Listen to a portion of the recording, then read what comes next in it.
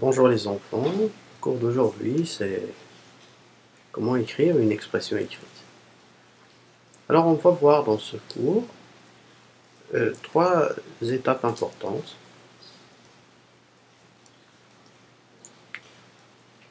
La première étape c'est on va voir comment choisir les verbes qu'on va utiliser et les noms.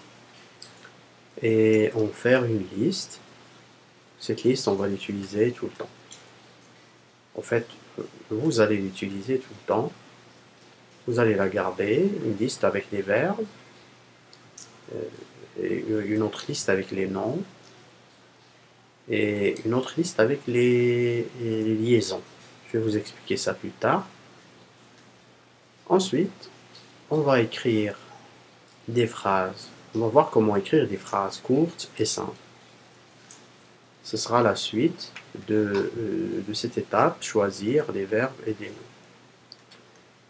Et à la fin, une fois qu'on a nos phrases qui sont construites, on va les lier avec des outils de liaison. Ces outils de liaison, je vais vous les montrer tout de suite. Alors ici, comme vous voyez, j'ai déjà fait les verbes, quelques exemples, les noms et des phrases qui parlent du sujet que j'ai choisi pour vous aujourd'hui, c'est d'écrire une ville ou d'écrire ta ville. Donc voilà, vous avez ici une image de la ville.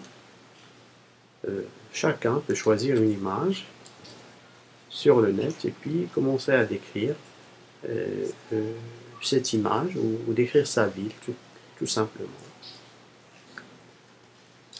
Alors, voici les verbes, les noms, et ici on va voir les phrases que j'ai fait pour vous.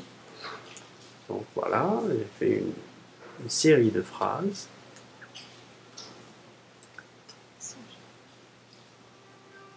Et puis ici, je vais vous montrer à la fin le tableau des mots de liaison qu'on va utiliser pour les phrases. Pour enfin constituer notre texte. Voilà. Donc ces mots de liaison, comme vous pouvez voir, c'est et, de plus, en outre, par ailleurs, etc. etc. Donc ce tableau-là, on va le voir à la fin du cours. Puis, pour ceux qui sont intéressés, vous m'écrivez, puis je vous l'envoie sous forme PDF. Alors, je vais expliquer ça en arabe. هذا الدرس اليوم غادي يكون درس خاص بالإكسبرسيون إكريت en français. الموضوع اللي اخترت اليوم هو موضوع المدينة, la ville, décrire ta ville. Alors, vous allez décrire une ville ou décrire ta ville. يعني غتوصف المدينة ديالك ولا مدينة تقلب عليها في انترنت.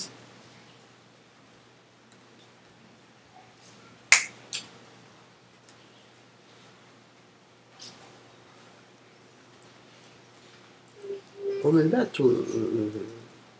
توصفها بهذه الطريقة اللي غادي نفسر لكم اليوم. لي ريغل اللي غادي نتبعو ولا المراحل اللي غنشوفو اليوم.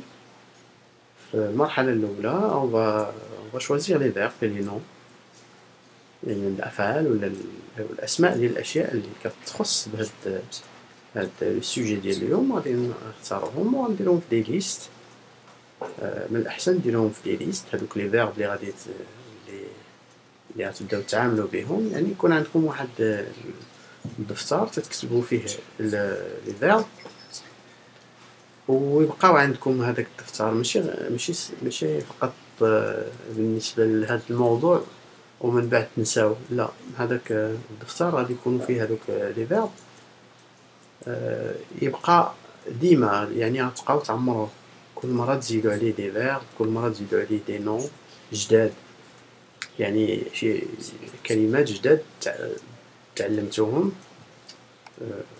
تزيدهم تما ديروا ليهم سينونيم ديالهم كونترير ديالهم الا كان ممكن، وهذاك الدفتر يبقى عندكم ديما كل مرة واحد الا بغى يراجع يقدر يمشي ليه ويقلب على دوك لي فيرب، ولا بغى مثلا يكتب واحد ليكسبرسيون كريت غيلقى عنده واحد الرصيد ديال لي فيرب ويستعملهم بالطريقه اللي غنفسر لكم اليوم.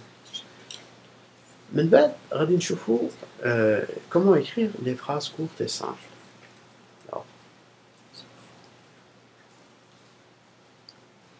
alors هنا شفتوا كيفاش انا درت لكم واحد مثال ديال لي فيرب هما. من بعد اخترت دي نون كيلكو نون، ومن بعد هادشي دخلت لي فراز. انا بديت نكتب دي فراز هنا الموضوع ديالهم على المدينه على لا فيل. فوالا جيكري دي فراز y a beaucoup à dire sur la ville. ومن بعد هاد لي فراز اللي غادي نكتبو هاد الجمل غادي ندوزو لا ليزون دي فراز. لا ليزون دي فراز كدار بواحد لي زوتي دو ليزون اللي غنوريهم لكم هنايا هما في الطابلو. الطابلو اللي درت انا هنايا لي ليزون هما هاد مي سوبوندون بوي اي premièrement car parce que grâce à etc. وهاد الطابلو اللي بغا ياخدو من هنا من الفيديو يكتبوا اللي بغاني نصيفطو ليه يكتب لي ان ميساج ولا يخلي لي ان كومونتير ونصيفطو ليه باغ فيشي بي دي اف. alors نكملو. alors comme j'ai dit pour décrire ta ville, donc quand on commence un sujet, déjà le sujet il doit être l'expression écrite doit être personnelle. Comment personnel ما خصناش نعتمدوا على لي بارون ولا على انترنت باش نكتبوها. qu'on doit pas solliciter nos parents ou bien internet pour écrire notre expression écrite. C'est un peu de la triche, mais c'est pas ça le plus important. Le problème c'est que quand on prend l'habitude que quelqu'un d'autre nous écrit notre expression écrite, on va jamais apprendre. Le jour où on sera seul en classe et on nous demandera d'écrire quelque chose, ça va être difficile. Par contre, donc voilà pourquoi je dis personnel, parce qu'on doit écrire avec notre propre style. Peut-être au début il va être un peu médiocre, mais avec le temps il va s'améliorer, ça j'en suis sûr. Donc vous commencez déjà avec votre petit style. Si vous êtes au début, commencez avec votre style, même s'il est médiocre. Et même si on vous le dit autour de vous, ou votre professeur vous dit qu'il faut vous améliorer, c'est pas grave, il faut continuer. Si vous suivez cette méthode, vous allez évoluer très très vite. Et si vous prenez l'habitude de le faire vous-même, vous allez voir que le jour où vous allez commencer à écrire, vous allez le sentir, vous allez sentir que ça vient de toi, que ça vient, que c'est pas quelque chose qui vient des parents ou bien d'internet, d'accord? Parce que c'est facile aujourd'hui d'aller sur le net et prendre un texte, mais le professeur va voir tout de suite que c'est un style qui n'est pas le tien, déjà que toi tu ne parles pas comme ça, donc il va voir tout de suite que c'est pas à toi. Tu vois? Et puis le jour de l'examen, t'as pas internet à côté pour prendre des phrases. Ok? Par contre, ça tu peux utiliser à la maison, tu peux utiliser un dictionnaire ou aller sur le net pour prendre des phrases. C'est pas interdit, tu peux prendre des phrases. Mais si tu prends des phrases, mon conseil pour toi, c'est au moins de les apprendre. Si tu prends une phrase d'internet et que tu l'apprennes par cœur, moi je suis d'accord. Je peux te dire que je suis d'accord que tu prennes cette phrase d'internet, même si elle ne t'appartient pas. Si tu l'apprends par cœur, parce qu'elle devient tienne, elle devient à toi, cette phrase, une fois que tu l'as apprise. Si jamais tu l'utilises une fois dans ton expression écrite,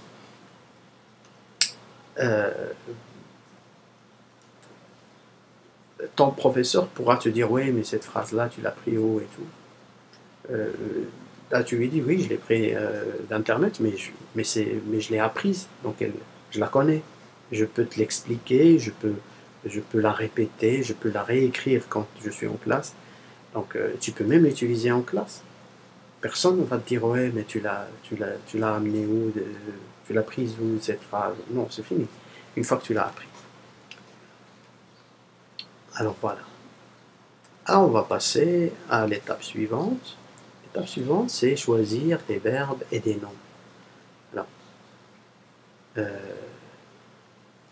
هاد المرحلة هذه اللي غادي نتكلموا عليها اللي غناخذوا منها اللي غناخذوا فيها لي فيرب و لي نون هي مهمة جدا. Elle est très importante cette phrase-là parce que ces verbes vont nous aider à constituer nos phrases. Ils vont en fait nous inspirer. Par exemple, je vais tout de suite donner un exemple, vous allez comprendre. Par exemple, si je prends le premier verbe, se trouve, je dis, j'ai mon sujet qui est la ville, se trouve, je vais essayer de chercher une phrase qui commence, où il y a se trouve, je peux dire que ma ville se trouve au bord de la mer, par exemple. Ou bien je vais choisir le mot traverse et se rassemble. Je vais prendre les deux mots. Je peux dire les gens se rassemblent près du carrefour pour traverser la route. Voilà, donc c'est les mêmes mots qui m'inspirent à construire des phrases. Ils me facilitent la chose. Si j'ai une page blanche devant moi, une page blanche, j'ai aucune inspiration. Je dois creuser dans ma tête, chercher dans ma tête qu'est-ce que je vais dire, par quoi je vais commencer. Par contre, quand j'ai une série de verbes devant moi, je peux m'appuyer dessus, puis commencer à chercher. Je vais voir un petit peu un autre exemple. Ici, joue, le verbe jouer. Qu'est-ce que je vais dire?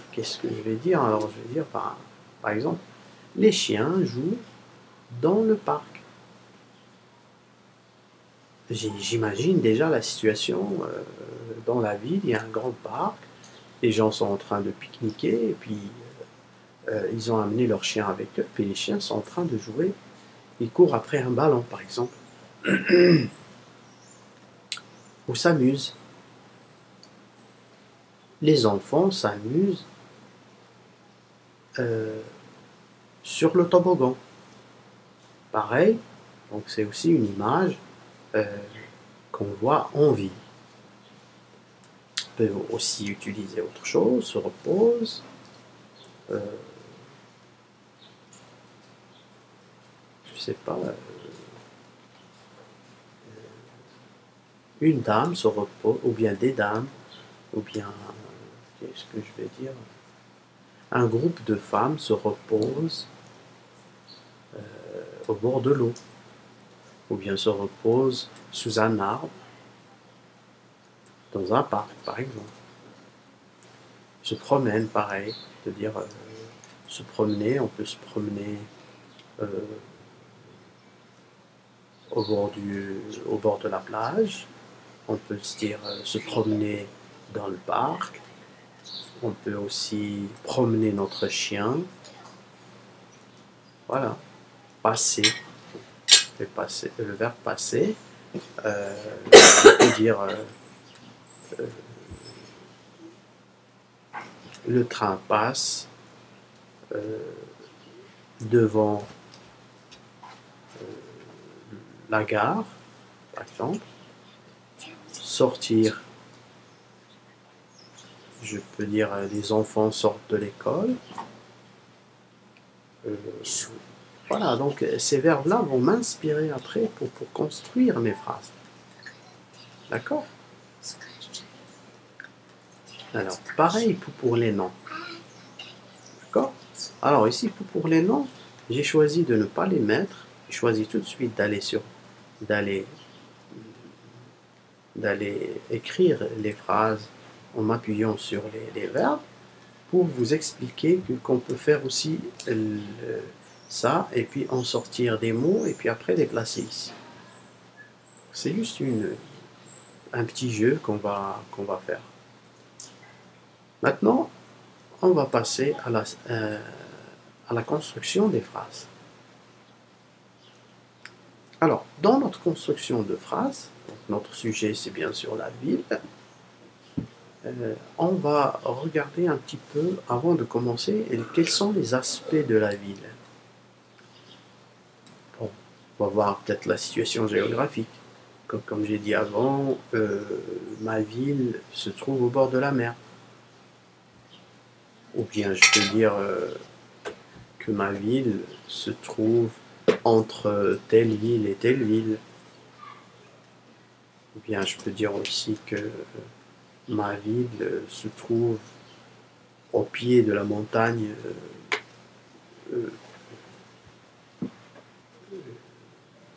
un tel. Après, on regarde les caractéristiques de la ville. Donc, juste pour vous dire, donc, il y a beaucoup de choses à dire sur ce sujet-là. Si on prend la situation géographique, on a déjà pas mal de choses à sortir de cet aspect-là. Après, on peut voir les caractéristiques. Donc, elles peuvent être des caractéristiques qui ont un lien avec l'économie, qui peuvent aussi avoir un lien avec l'art. Ma ville peut être connue pour un certain aspect artistique ou économique ou administratif, voilà, ou sportif ou quelque chose comme ça. Donc une ville qui est connue comme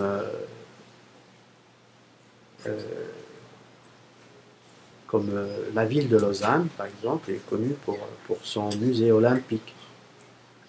Voilà.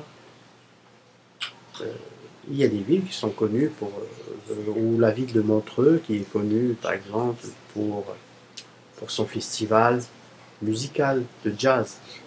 Festival de jazz, de musique. Voilà. Ou la ville de San Francisco qui est connue pour... voilà. Donc, chaque ville a une spécificité et quand on commence à décrire cette ville, on va chercher ses caractéristiques. Voilà, donc elle est connue pour... il y a des villes qui sont connues parce qu'il y a une certaine star qui vit dans cette ville. Comme en Californie, à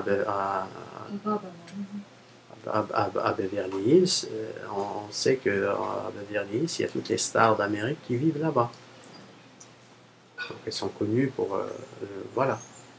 On peut aussi parler des gens qui sont connus pour ça. Il y a aussi un des aspects, c'est les monuments. Donc il y a des villes qui ont des monuments qui sont connus. Voilà, comme Paris, par exemple. Quand on dit Paris, on voit tout de suite la Tour Eiffel.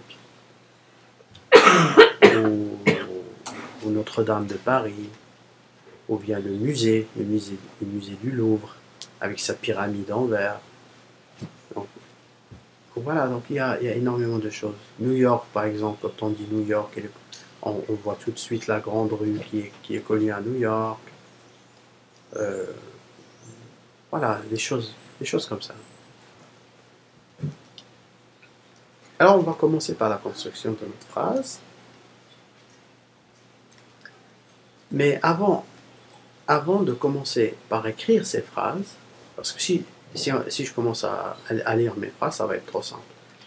Je vais vous demander d'arrêter cette vidéo, mettez sur pause, vous allez prendre un crayon et une feuille blanche, et vous allez commencer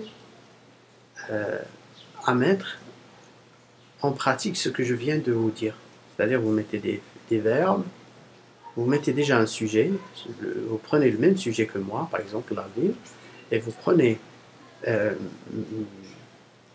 vous mettez les verbes, et puis vous commencez à sortir des verbes et des noms de choses que vous trouvez en ville. Et vous allez constituer des phrases courtes, très simples. D'accord? Avant de commencer à la suite de cette vidéo, où on va voir comment j'ai fait mes phrases à moi. Donc vous faites ça, et vous faites une dizaine, si vous arrivez, ou plus, puis vous redémarrez la vidéo, et puis on va se retrouver pour voir la suite. Donc vous avez un premier exercice à faire maintenant, d'accord? Et après, ça c'est une première étape. Et après, on va passer à la deuxième étape de la construction des phrases et de la liaison de ces phrases. Par contre, si on arrive à avoir du temps, on va faire un exercice de liaison de phrases, sinon on va laisser cet exercice de liaison de phrases pour une prochaine vidéo, pour prendre bien le temps d'expliquer ce sujet. D'accord? Alors, à tout de suite. Maintenant, moi je suppose que vous avez déjà fait vous avez arrêté la vidéo, puis vous avez repris maintenant. Je commence mes phrases à moi. Alors, la ville est une vraie fourmilière. Une phrase très simple où j'ai utilisé le verbe être, l'auxiliaire être. La ville est une vraie fourmilière. Et puis, le mot fourmilière que j'ai pris comme ça, un nom que j'ai pris. Alors, c'est ou bien je l'ai déjà choisi dans ma liste de mots comme ici, ou bien quand j'ai utilisé mon verbe, ça m'a inspiré pour écrire ça. Et après, je prends ce mot-là, je le mets avec les mots que j'ai choisis. Ces mots-là, je vais les garder aussi dans ma liste de noms. Comme ça, le jour où je veux écrire encore une expression, je viens et puis je regarde si je peux prendre des mots là-dedans. Ensuite, passons à la deuxième phrase.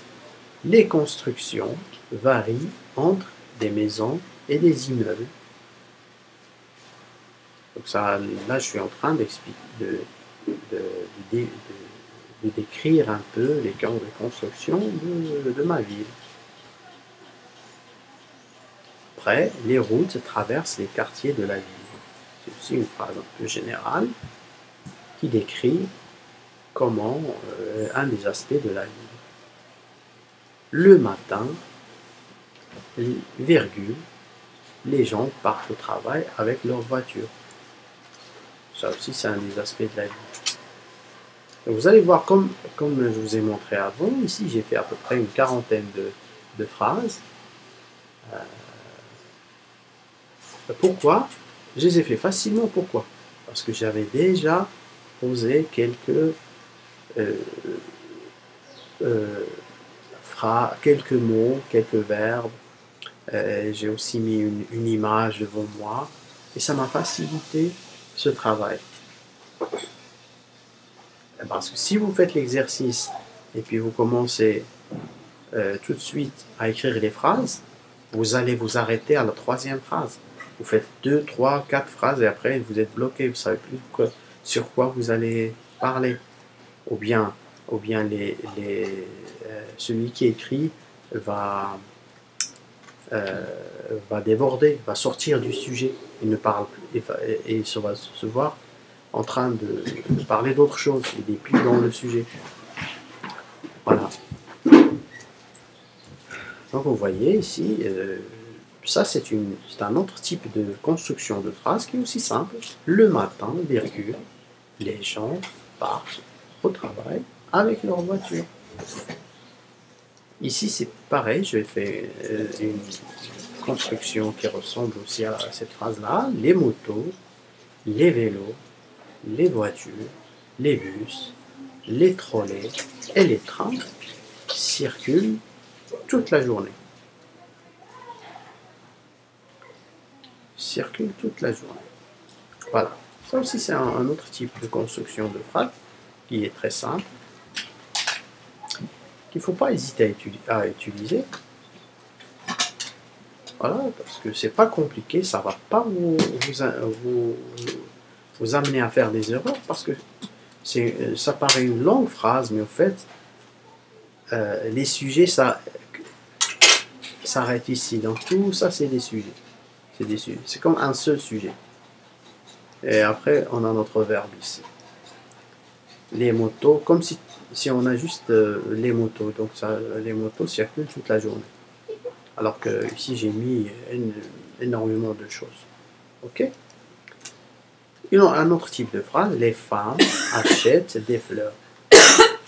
On voit ça aussi en ville. Le matin, les femmes vont faire leurs courses et après, elles passent acheter des fleurs. Les jeunes garçons jouent dans le parc. Dans un parc, virgule, une femme lit un livre assise sur un banc. Ça paraît ici une phrase longue et compliquée, mais en fait non. Toutes les constructions que j'ai faites ici, c'est des phrases qui sont courtes et simples. D'accord? Donc je mets juste la situation, donc ça se passe où? Ça se passe dans un parc. Qu'est-ce qui se passe? Une femme lit un livre. Comment? Je me pose cette question, comment? Assise sur un banc. Elle est assise sur un banc et elle lit un livre. Pour donner plus d'informations. Un autre type de phrase, ma ville se trouve au bord de la mer. Ou ma ville se trouve au bord du lac. Okay? Ou bien ma ville se trouve traversée par une rivière, comme c'est le cas de plusieurs villes dans le monde. Hein, par exemple, la ville d'Azmour est traversée, ou Rabat est traversée par une rivière, comme c'est le cas de Londres, comme c'est le cas de Paris, avec la Seine, comme c'est le cas de plusieurs villes dans le monde. Depuis le pont de la ville, virgule, on voit l'océan. Donc ça aussi, c'est une image. Peut-être la construction de phrases, c'est comme si on prend des photos. Bon, voilà, donc on est sur le pont, on voit l'océan. Donc on arrive à imaginer la situation. Donc quand j'écris une phrase, je vois déjà la situation, je vois le pont, je vois que moi je suis sur le pont et je vois l'océan devant moi. Ok? Les chats dorment sur le balcon. Là aussi, c'est une phrase toute simple qui donne l'information et c'est quelque chose qu'on voit en vie. Des musiciens jouent devant les magasins. Des Chinois visitent le musée. Aussi, c'est des choses qu'on voit en ville. Voilà. Un policier contrôle la circulation. Une famille pique-nique sur la plage. Sur la plage, euh, euh, dans plusieurs villes du monde, que ce soit dans le Maghreb, ou en Europe, ou en Amérique, ou en Asie, ou en Australie, il y a plusieurs villes qui possèdent une plage, qui sont à proximité de la mer et qui ont c'est-à-dire que les gens, ils ont une corniche et les gens, ben, c'est pas comme à Agadir par exemple, ou Tanger, ou El Jadida, c'est toutes des villes qui sont à proximité de la plage et les gens sortent l'après-midi euh, vers le coucher du soleil pour se promener au bord de la plage ou bien pour pique-niquer. Donc ça, c'est aussi une vision de la ville. Un touriste prend des photos, un jardinier plante des roses, un bateau passe sous le pont, la banque ouvre ses portes aux clients, des cyclistes traversent le pont. Donc quand je décris ma ville, j'ai déjà parlé d'un pont, j'ai déjà parlé d'une rivière ou de la mer, et puis j'ai déjà dit que il y avait un pont. Donc quand je décris après que des cyclistes traversent le pont, c'est accepté par celui qui lit, parce que tu lui as déjà donné l'image de ta ville qui est au bord de l'eau. Et bien sûr, quand il y a de l'eau, il y a un pont pour traverser l'eau. Des graffitis sur le mur, c'est des choses qu'on voit en ville également. L'odeur du café est agréable. C'est une phrase qui n'a rien à voir avec la ville. Hein. On va dire, c'est quoi le lien entre l'odeur du café et la ville?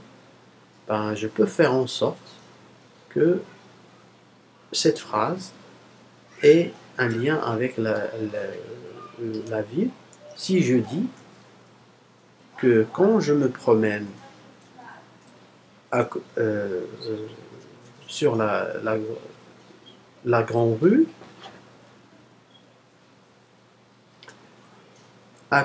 euh, en passant à côté des magasins, l'odeur du café est agréable.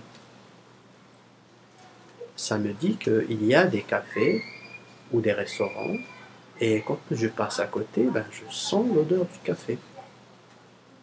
Voilà. Même si cette phrase-là paraît n'avoir aucun lien avec notre sujet, ben, on peut faire en sorte qu'elle ait un lien. Les restaurants servent à manger à midi. L'ancienne ville est peinte en bleu. Les bus de la ville sont électriques.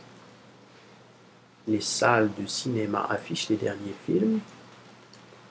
Tout ça, c'est des phrases qui parlent de choses qu'on voit en ville. Donc, je vous invite à comparer avec ce que vous avez écrit et voir combien de phrases vous avez fait déjà et de quoi vous avez parlé, donc, de quel aspect vous avez parlé. Est-ce que vous avez parlé de la vie commune en ville? Est-ce que vous avez parlé des gens? Est-ce que vous avez parlé des constructions? Est-ce que vous avez parlé de la situation géographique? Est-ce que vous avez parlé des monuments, de l'art? Ces choses-là. La nuit, voilà, la ville s'allume de mille feux. Voilà. Ça, c'est l'exemple de phrase que je voulais vous dire avant. C'est une phrase qu'on peut prendre sur Internet. C'est une phrase qui est très utilisée quand on parle de la nuit et de la ville. La ville s'allume de mille feux. C'est une phrase que j'ai entendue je ne sais pas combien de fois. Mais si vous l'apprenez par cœur, elle devient votre possession. Elle devient à vous. Elle devient à toi. Donc, mais il faut l'apprendre par cœur. Tu apprends la nuit, la ville s'allume de mille feux. Après, tu peux l'utiliser en classe. Tu peux l'utiliser dans tes expressions écrites. Personne ne viendra te dire, oui, mais cette phrase, tu l'as copiée sur un livre ou sur... Oui, je l'ai copiée, mais je l'ai apprise, je l'ai en tête. Elle devient à toi. Ok? Les affiches publicitaires changent tous les jours. Ma ville est un lieu de musique et d'art. Les kiosques de la ville vendent des babioles aux touristes. Le dimanche, virgule, il y a une course de voilier. Et dans certaines villes, quand il y a un peu de vent le dimanche, ils font des courses de voilier.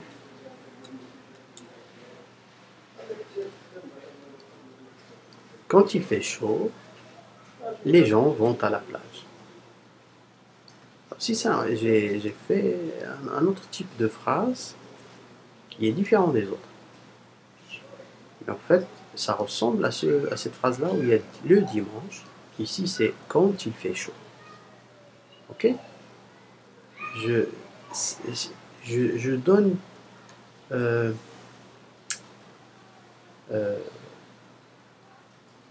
je donne une idée ou bien sur le lieu, ou bien sur la date, ou bien sur le climat, ou des choses comme ça. Après, je mets virgule. Comme ici, j'ai mis la nuit, virgule. Donc ça, je donne le moment de la journée. C'est le soir, c'est la nuit ici. Ici, le dimanche, j'ai donné le jour, un jour spécial. Ici, quand il fait chaud, j'ai donné par rapport à la météo, les gens vont à la plage. Ou bien j'ai une autre phrase ici, en ville, voilà, tu peux mettre en ville comme ça, virgule, et tu expliques. Ok? Les enfants jouent dans la fontaine. En ville, virgule, ils utilisent de grandes grues pour construire. Ça, c'est une chose qu'on voit en ville. Les parkings sont sous les maisons. Donc les parkings sont sous les maisons. On voit dans les grandes villes que les voitures disparaissent sous les immeubles. Parce qu'il y a des parkings sous les immeubles. Et de plus en plus, maintenant, ils font des immeubles parking. C'est-à-dire tout l'immeuble, c'est un parking. Où les voitures rentrent sous l'immeuble et commencent à monter, et puis elles peuvent aller sur plusieurs étages. Et au fait, c'est des parkings, c'est des choses qu'on voit seulement en ville. En ville, on trouve tout dans les supermarchés.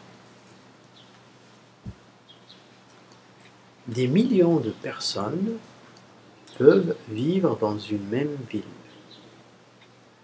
Les gens marchent sur des trottoirs larges. La nuit, les rats sortent. Les restaurants livrent à domicile. Il y a des restaurants qui ne ferment pas la nuit. Donc ici, c'est aussi un autre type de construction de phrase avec il y a. Ok? C'est une phrase qui reste toute simple et courte. Il y a des restaurants qui ne ferment pas la nuit. Ici, c'est une négation, c'est ne pas. Alors, ne pas, on peut aussi faire que des... on n'est pas obligé de faire que des phrases affirmatives, comme ici, livre à domicile. On peut aussi faire des phrases négatives, voilà, avec ne pas. il y a des restaurants qui ne ferment pas la nuit. Et ça donne l'information. Les gens traversent la route au passage de piétons. On y trouve une variété de cultures. Alors ces deux phrases-là, celle-là et celle-là, on peut les mettre ensemble. On y trouve une variété de cultures, des restaurants chinois, indiens, libanais, mexicains, thaïlandais et italiens. C'est-à-dire cette phrase, elle répond à cette phrase-là. En fait, c'est une culture culinaire. Mais on peut aussi, comme on a parlé en général ici, une variété de cultures, on peut parler d'autres choses que les restaurants. Ok, si j'ai parlé des restaurants, on peut parler aussi d'autres cultures, d'un autre aspect de culture autre que les restaurants, que la gastronomie. D'accord? On y trouve des parkings pour vélos. Les lumières de la ville restent allumées toute la nuit. Alors voilà, donc c'est une série de phrases, donc il y en a pas mal. Et on peut encore en faire énormément. C'est illimité. C'est juste pour vous dire que en expression écrite, que les possibilités sont infinies. Contrairement à ce que certains élèves pensent. Quand il s'agit de l'expression écrite, dès qu'ils commencent à écrire, ils sont bloqués. Ils sont bloqués parce qu'ils n'ont pas utilisé la bonne méthode, c'est tout. Quand on prend l'habitude d'utiliser cette méthode-là, ça devient facile et après on est inspiré, on n'arrive plus à s'arrêter. D'accord? Ensuite, pour la dernière partie qui concerne les liaisons, comme je vous ai dit avant, on ne va pas entamer ce sujet-là, cet exercice-là aujourd'hui, dans cette vidéo-là. Je vais le laisser pour une prochaine vidéo parce que ça commence à faire un peu long. La vidéo devient trop longue. Mais juste pour voir un petit peu de quoi il s'agit, les mots de liaison, c'est ça. C'est et, de plus, en outre, par ailleurs, surtout, puis, d'abord, ensuite. Ce qui se passe en fait avec ces mots de liaison, moi je parle des mots de liaison de phrases, c'est que certains élèves n'utilisent que quelques mots de liaison un peu partout dans leur texte. Et le mot de liaison est, on peut le trouver une vingtaine ou une dizaine de fois dans le texte. Bon, voilà, c'est pour ça qu'il faut un petit peu enrichir son vocabulaire en mots de liaison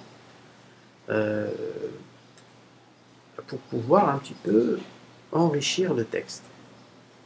Pour celui qui le lit, il ne va pas s'ennuyer. Une fois tu mets et, une fois tu mets mais encore, ou sans compter que. Voilà, donc ça embellit un peu le texte.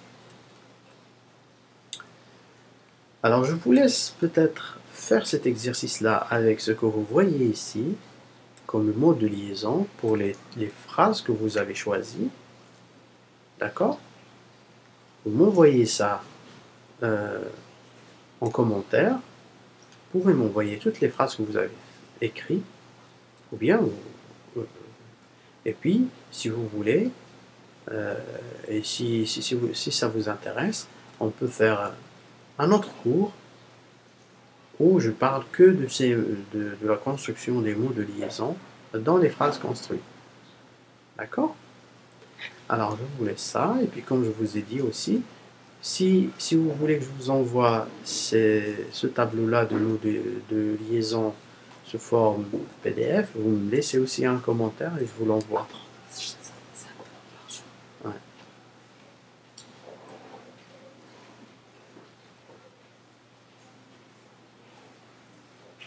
Voilà. Là aussi, les mots de liaison car et parce que sont les plus utilisés, mais il y en a d'autres qu'on peut utiliser. D'autant plus que, comme, étant donné que, vu que, faute de, voilà. Ici, indiquer une conséquence. Ainsi, c'est pourquoi, en conséquence, par suite, etc. Je vous invite à utiliser quelques-uns de ces mots de liaison et vous allez voir tout de suite que votre texte change. Voilà, je vous mets aussi la suite ici pour que vous puissiez mettre sur pause et noter quelques-uns de ces mots. D'accord ? Ici aussi comparaison, équivalence ou parallèle. Donc voilà. Ainsi ou de même, à l'image de, contrairement à, plutôt que. Voilà, donc tout ça on peut utiliser facilement. Autrement, sinon, soit, voilà. Je vous donne aussi le reste. À voir pour ceux qui veulent juste les écrire depuis l'écran. Vous pouvez mettre sur pause et puis commencer à les écrire. D'accord ?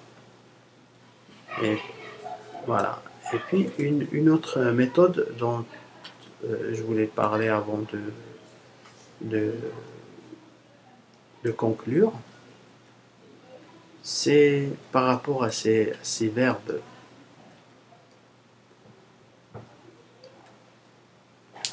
Alors il serait bien que vous appreniez au moins 5 verbes par jour. Je dis 5 nouveaux verbes. Chaque jour, vous apprenez 5 nouveaux verbes. Vous prenez un petit bout de papier, vous marquez dessus les 5 verbes avec leurs synonymes en arabe ou en français, ou dans votre langue